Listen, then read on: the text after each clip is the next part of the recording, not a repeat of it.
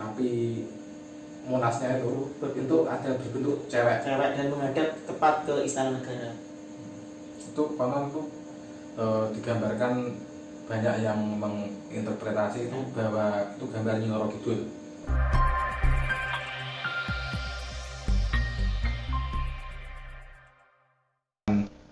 Di konten kali ini kita akan bercerita cerita tentang sosok siapa tadi namanya? Tengku Markam.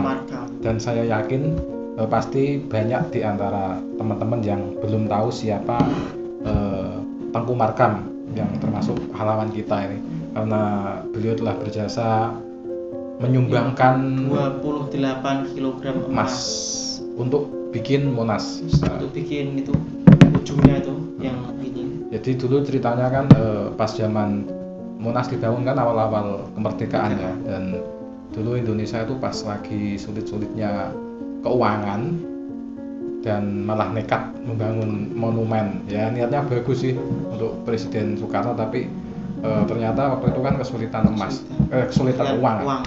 Saat itu sampai itu kan uangnya dapat dari pajak seluruh bioskop premier 1 Indonesia. Untuk tambahan.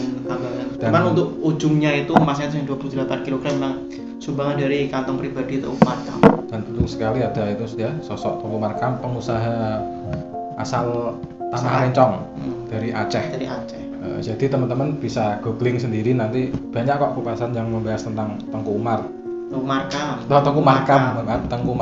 Dia ini kan sahabat dekatnya Pak Soekarno. Kalau tadi menurut di catatan tuh dulu backgroundnya militer juga ya kayaknya militer. Tengku Markam coba cari militer kayaknya dulunya. Iya, militer terus pensiun jadi pengusaha dan menyumbangkan 28 kilo tuh kalau di rupiahkan tuh berapa? Karena kemarin sempat saya bahas di artikel untuk blog saya itu bahas tentang harga emas. Kalau untuk saat ini kan sekarang kan 50 kilo. Jadi dulu itu 35 pas awal pembangunan, terus pas tahun 95 pas HUT RI ke 50 itu lapisannya ditambah lagi, digenapkan jadi 50. Jadi sekarang tuh 50 kilo. Kalau dikonversi dengan harga emas sekarang, kalau emas antam sekitar 1 juta kurang dikit lah, 900 berapa ribu sekian itulah. Jadi itu nilainya tuh 48 miliar. Emasnya yang di puncak loh itu sekitar 48 miliar. Dan dulu Tengku Markam menyumbangkan 28 kilo emas. Tapi yang menarik setelah lengsernya Soekarno, Tengku Markam sendiri dijebloskan penjara tanpa pengadilan oleh rezim Soeharto karena dianggap terlibat dalam PKI. Ya. Jadi sangat memprihatinkan sekali, orang yang menyumbangkan begitu besar hartanya dan sampai sekarang masih bisa dinikmati oleh kita dan semua. Jadi kebanggaan orang Indonesia semuanya. Emas yang ada di lidah api yang ada di puncak Monas yang menggambarkan semangat perjuangan bangsa Indonesia itu, dan orangnya malah nasibnya tragis di penjara. Itu sekitar berapa penjara? Pokoknya pas zaman sekitaran saat pembangunan PKI itulah. Berarti 65-an ya, 65 ke atas lah. Dan tanpa diadili. Dan sampai sekarang namanya masih belum dibersihkan.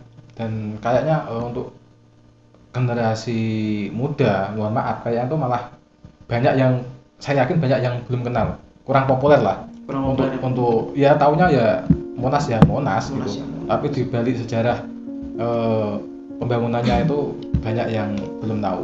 Lagi-lagi berdarah-darah itu sebenarnya bangun Monas itu Indonesia itu, karena memang ekonomi kita yang saat itu memang belum stabil dan belum sebesar sekarang. Iya, tapi konon kan itu kan pengen dihentikan dulu, tapi untuk Pak Karno tuh nekat harus dilanjut gitu.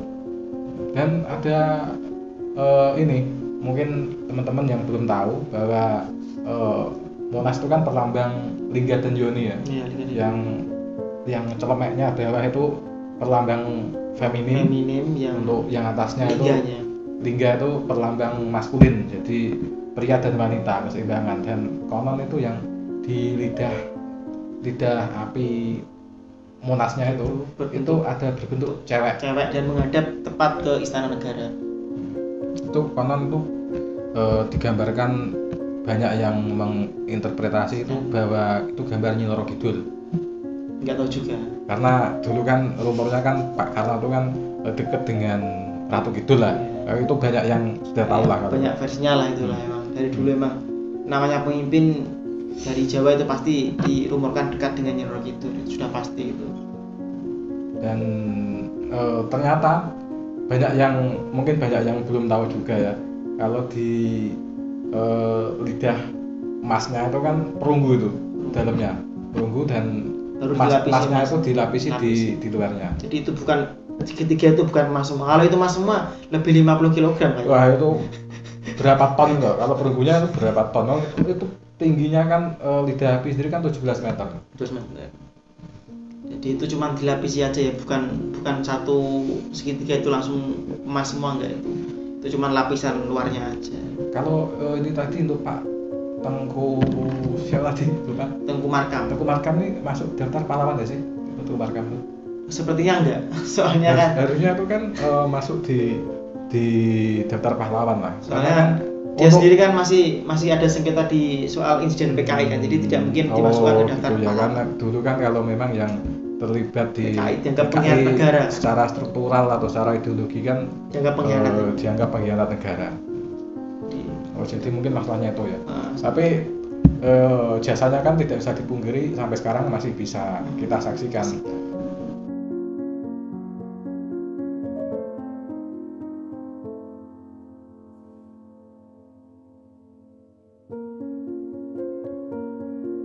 Oh ya, konon Tengku Markam ini pada masanya itu orang terkaya di Indonesia. Itu bisnisnya apa sih itu Tengku Markam itu dulu? Dagang ya? Dagang. Dia itu memperjualbelikan besi beton, plat baja, dan mengimpor senjata atas persetujuan Departemen Pertahanan juga, yang kontraktornya lah ibaratnya itu Tengku Markam sendiri. Gitu. Jadi memang pedagang besar lah ya. Pedagang besar ya. Tapi itulah yang menjadi perhatian kita semua kok. Tenggelam namanya itu seperti tenggelam.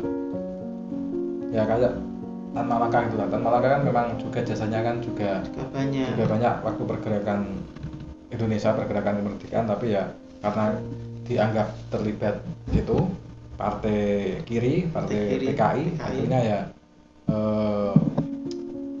namanya tuh seolah-olah itu kayak ditenggelamkan.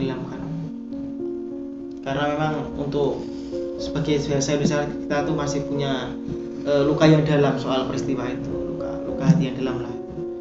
Ibaratnya itu bom yang sudah lama yang meledak dan sakit sekali ledakannya.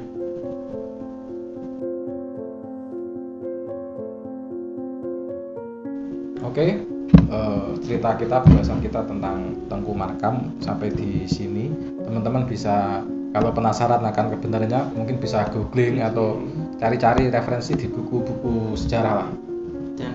Dan itu dulu memang yang Pak Soekarno memang sengaja mencari pengusaha yang dianggap mampulah untuk membangkitkan ekonomi Indonesia saat itu. Oke, sampai di sini teman-teman. Sampai jumpa di video berikutnya.